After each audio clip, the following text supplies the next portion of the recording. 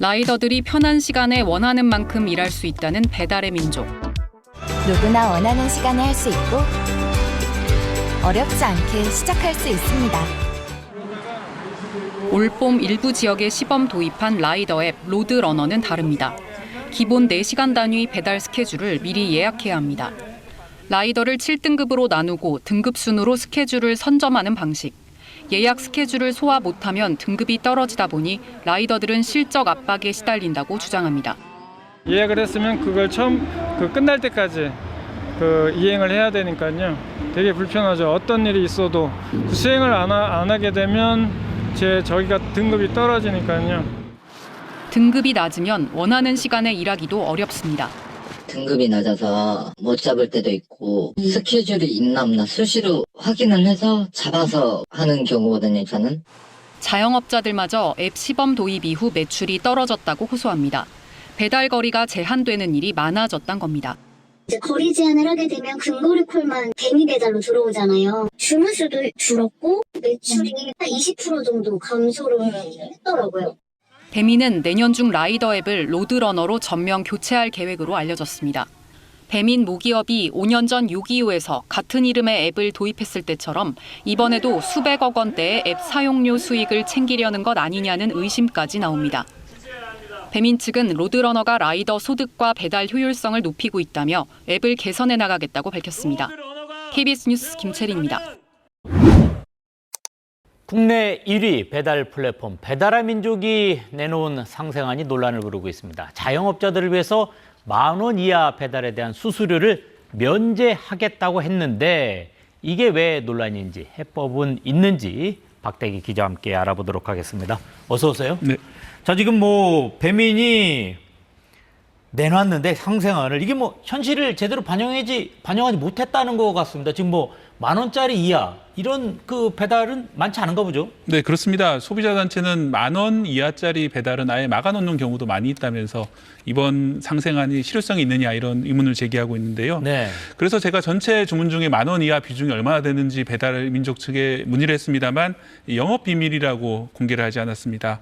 다만 15,000원 이하 주문으로 한정을 하게 되면은 전체 주문 건수의 3분의 1을 차지할 정도로 상당히 많은 편이다라고 했고요.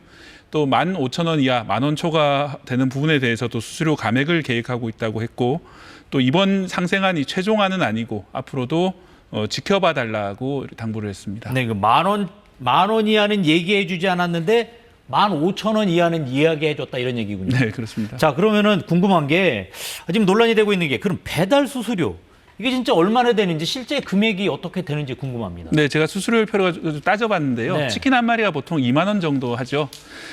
매출이 상위권인 서울 지역을 기준으로 하면은 수수료가 7.8%이기 때문에 1,560원이 붙고요. 또 배달료가 3,400원이 따로 붙어서 총 4,960원을 치킨집이 부담을 하게 됩니다. 네. 이 카드 수수료나 부가세는 어차피 내는 거니까 여기 빼도 이 2만 원짜리를 팔 때 5,000원 정도가 이 업주의 부담이 되는 겁니다. 네. 물론 이게 다 배민이 가지는 건 아니고 일부를 배달 기사에게 지급하는 형식이 되겠습니다. 네, 지금 배민이 국내 1위잖아요. 네. 지금 엄청나게 돈도 벌고 있는 걸로 알고 있는데 이렇게 번 돈 어디로 갑니까? 네, 독일 본사로 상당 부분이 흘러가는 것으로 지금 조사가 되고 있는데요. 네. 재작년에 약 4,100억 원을 독일 본사에 배당을 했고요. 지난해에도 5,300억 원을 자사주 매입 방법으로 본사로 사실상 이전이 됐습니다. 2년 만에 1조 원 정도가 이전이 되면서 이 독일 본사로 상당히 많이 흘러갔다 이런 평가가 나오고 있는데요. 네. 물론 독일 자본이 우리나라에서 돈을 버는 게 법적인 문제는 전혀 없습니다. 경쟁업체라고 할 수 있는 쿠팡이츠도 사실상의 총수가 미국인이고요. 네. 또 우리나라 삼성전자도 독일에서 영업을 하는 것처럼 반대도 충분히 가능하죠.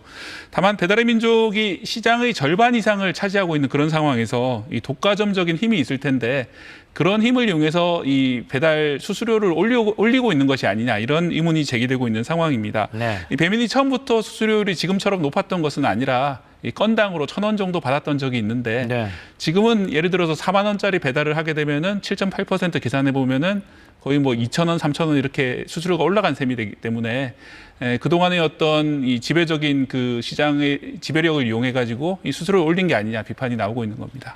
우리가 배달의 민족 하니까 이게 우리나라 기업 네. 같은 느낌이 드는데 이게 어떻습니까? 네, 처음에는 우리나라 기업이었죠. 그런데 2019년에 앞서 말씀드린 독일 기업 이 딜리버리 히어로가 인수를 했습니다. 네. 당시 인수 가격이 4조 7천억 원대로 엄청난 금액이라서 화제가 됐었는데요. 이 회사를 사간 독일 본사 입장에서는 이런 투자금을 회수하는 일환으로 이 배당을 받아가는 것들은 당연히 이제 좀 의미가 있을 것 같습니다.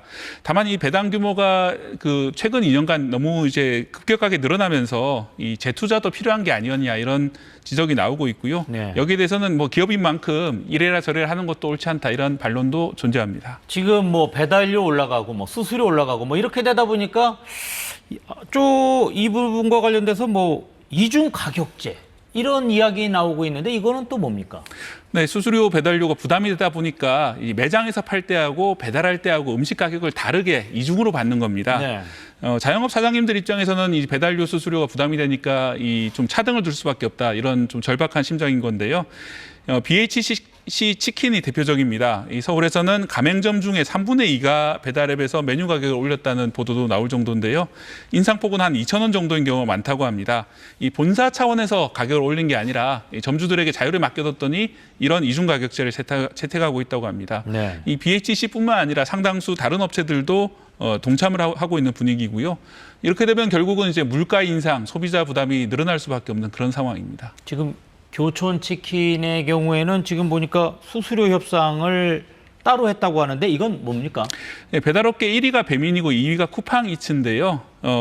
배민이 이제 교촌 치킨하고 협상을 해서 쿠팡이츠에서 빠져나오는 대신에 이 배달 수수료를 인하해 주겠다 이렇게 협상을 한 겁니다. 네. 이 점주들 입장에서는 이 업계 1위 업체의 배달 수수료가 낮아지니까 환영을 하고 있다고 하는데요.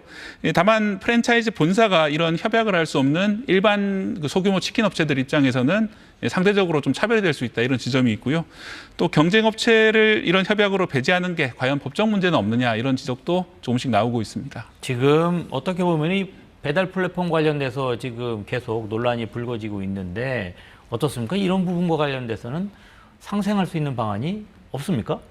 네, 지난번에 그 배민의 상생안 중간 발표회 때 이 자영업자 측 대표가 한 말이 좀 인상적이었습니다. 이번 안이 최종안이 아니라 시작이라는 설득 때문에 이 발표회장에 동참을 했다는 건데요. 네. 꾸준한 대화와 조정이 앞으로도 필요해 보입니다.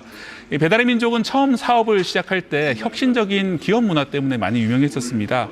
이 사원들 간의 잡담을 장려했다고 해요. 네. 왜냐하면 사원들이 서로 잡담을 나누면 그만큼 서로 신뢰가 쌓이고 이런 신뢰가 사업의 기반이 된다는 겁니다. 네. 그것처럼 이 배민이 지속적으로 국내에서 영업을 하겠다면 이 소상공인들하고도 잡담도 하고 또 상의를 해서 신뢰를 쌓아가야 할 것으로 보입니다. 또 업계 2위 쿠팡이츠도 이 같은 문제에서 자유롭지 않거든요. 비슷한 수수료를 받고 있기 때문에 업계 2위 업체라든지 이런 곳들도 비슷한 정책에 동참을 해야 될 것 같습니다. 네, 알겠습니다. 오늘 여기까지 듣도록 하겠습니다. 지금까지 박대기 기자와 함께했습니다. 고맙습니다. 배달의 민족이 어제 멤버십 서비스를 유료로 전환했습니다. 무료 배달 서비스 체험 기간을 끝내고 돈을 받기 시작한 겁니다. 달에 약 4,000원을 내면 사실상 무제한 무료 배달이 가능합니다. 그런데 이 무료 배달 정말 공짜일까요? 점주와 소비자에 물어봤습니다. 이 피자 가게는 올해 초 배달앱에서 파는 피자 가격을 올렸습니다. 포장하면 23,000원인 이 피자 가격이 무료 배달로 주문하면 25,900원짜리로 뛰는 겁니다. 점주는 배달앱들이 점주들로부터 받는 수수료를 높이기 시작했기 때문이라고 말합니다. 수수료가 올라가는데 그 수수료 비싼 쪽으로 주문을 많이 밀어 넣으니까 저희가 마진이 적어지면은 손 놓고 죽을 수는 없잖아요. 멤버십 가입자가 이 피자를 한 달에 3번 주문한다면 배달비는 9,000원 아끼지만 멤버십 비용 3,990원에 피자 값은 8,700원을 더 내게 됩니다. 오히려 3,690원 마이너스인 셈입니다. 비슷한 사정을 호소하는 가게들은 더 있습니다. 배달비라든가 수수료 때문에 올려야 되는데 인건비 나가고 하면 봉사할 동안 그냥 남는 거 없이 그냥. 이 때문에 당장 배달비를 아끼는 것 같지만 무료 배달이 결국 소비자 부담으로 돌아간다는 지적도 나오고 있습니다. 어플 자체 하나로 인해서 두 쪽이 다 죽는 거니까 어떻게 보면 여기 소비자는 소비자대로 큰 배달비를 내면서까지 이걸 먹어야 되나. 가맹점주 단체 등은 배달의 민족을 공정위에 신고하겠다는 방침을 밝혔습니다. KBS 뉴스 이도윤입니다. 배달 일을 하는 오모 씨. 2달째 돈을 못 받고 있습니다. 오 씨가 일하는 배달 대행 플랫폼 운영사가 출금을 막은 탓입니다. 업체 계좌로 입금된 배달비는 기사 앞으로 적립금처럼 쌓이는데 제대로 된 설명도 없이 이 돈을 빼가지 못하도록 묶어놓은 겁니다. 이렇게 체불한 돈은 벌써 1,000만 원. 오 씨는 당장 주변에서 돈을 꿔가며 생활하고 있습니다. 마일라 같은 경우에도 카드값을 내야 될 때도 내 지인들한테 빌려서 지금 내는 상황이어가지고 지금 너무 힘든 상황이죠. 급한 대로 지역 대리점장이 사비를 털어 임금을 메꿔주기도 합니다. 기사 150명을 관리하는 최모 씨는 결국 대출까지 받았는데 지금껏 본사 대신 내준 돈이 1억 3천만 원에 달합니다. 70만 원, 50만 원, 449만 7천 원 제 돈으로 다 미리 준 겁니다. 저는 망하는 거죠. 저뿐만 아니라 전국적으로 모든 대리점 사장님들이 몇백억 단위 피해를 입으면서 취재 결과 기사 1,200명이 등록된 전주에서만 8억 원 가까이 미정산된 상황. 전국적으로는 이 업체에 소속된 기사가 3만 3천 명이 넘습니다. 업체 측은 다음 달부턴 전액 출금이 가능하게끔 하겠다고 공지했지만 그간 출금 한도를 걸거나 그나마도 선착순 지급이 반복된 만큼 실제 출금이 될지는 미지수입니다. 취재진은 해당 업체 대표 등에게 전화와 문자 메시지로 여러 차례 입장을 물었지만 답을 듣지 못했습니다. KBS 뉴스 오정현입니다.